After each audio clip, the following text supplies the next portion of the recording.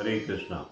ओम अज्ञानतिमिरान्धस्य ज्ञानाञ्जनशलाकया चक्षुरुन्मीलितं येन तस्मै श्रीगुरुवे नमः।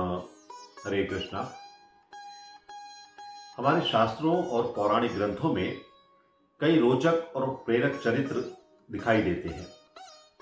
ऐसा ही एक चरित्र है ऋषि दुर्वासा का, जो एक महान ऋषि और भगवान शिव के अंश माने जाते हैं।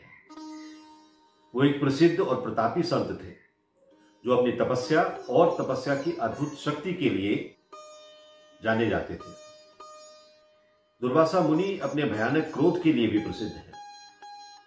आज एक ऐसा ही प्रसंग आपके लिए लेकर आए हैं, उस समय का जब दुर्वासा ने अपने क्रोध का शिकार बनाया महाराज अम्बरीश को।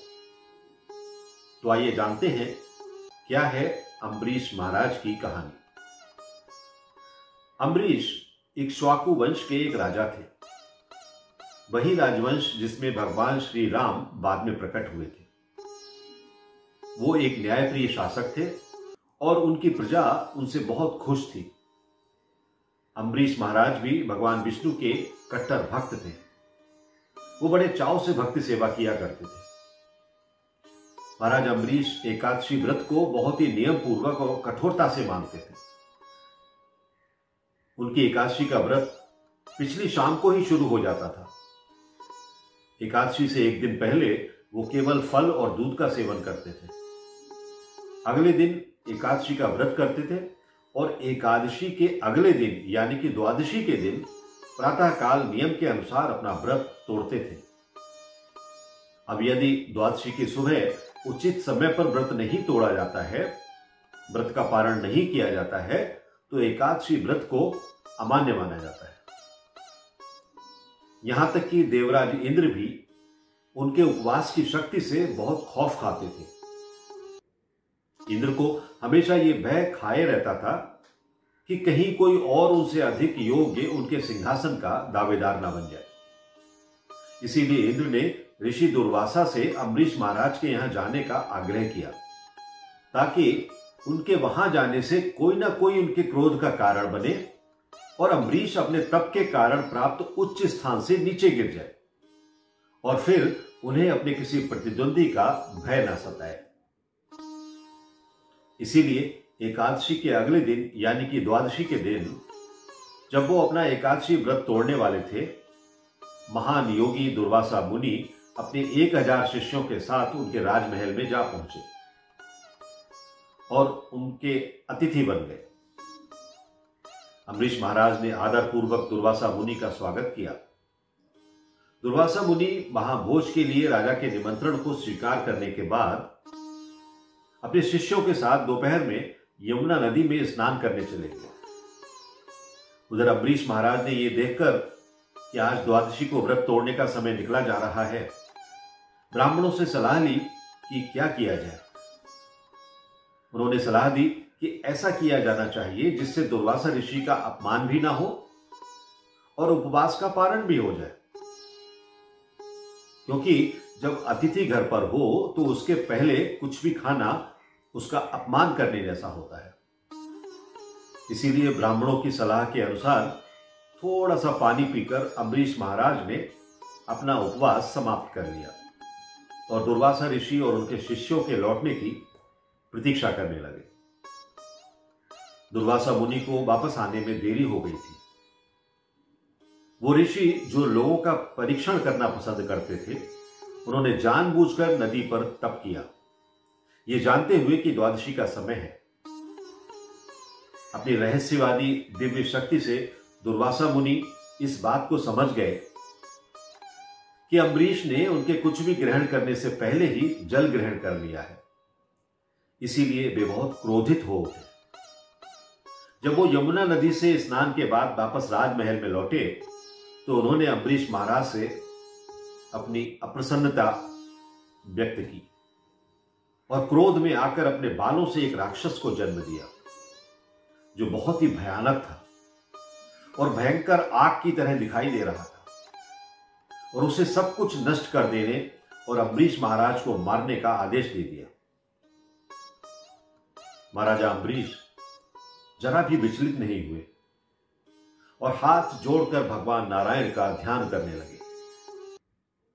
भगवान नारायण ने जब यह देखा कि उनके भक्त के साथ अन्याय हो रहा है, तो अम्बरीश महाराज की रक्षा के लिए भगवान श्री नारायण ने अपने सुदर्शन चक्र को भेजा, जिसने तुरंत उस उग्र दानव को मारकर अम्बरीश महाराज और उनकी प्रजा की रक्षा की।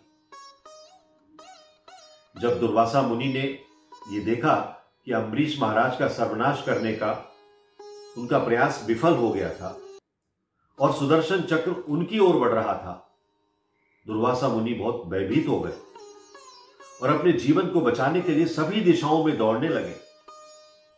जब दुर्वासा मुनि को कहीं कोई आश्रय नहीं मिला, तो वे देवराज इंद्र के पास गए और अपनी सुरक्षा की गुहार लगाई।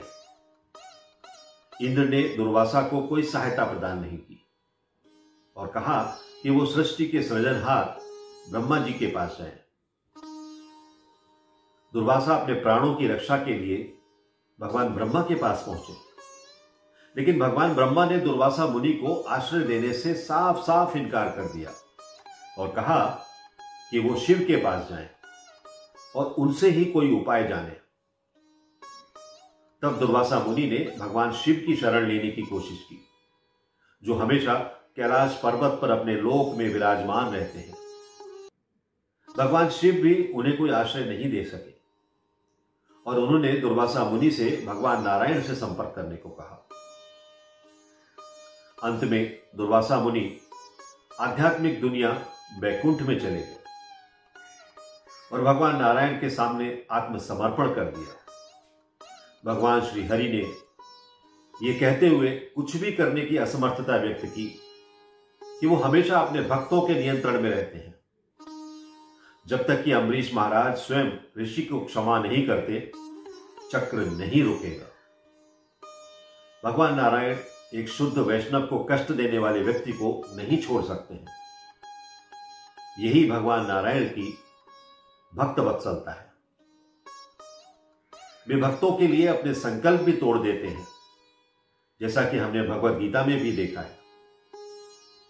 दुर्वासा ऋषि की याचना पर भगवान नारायण ने कहा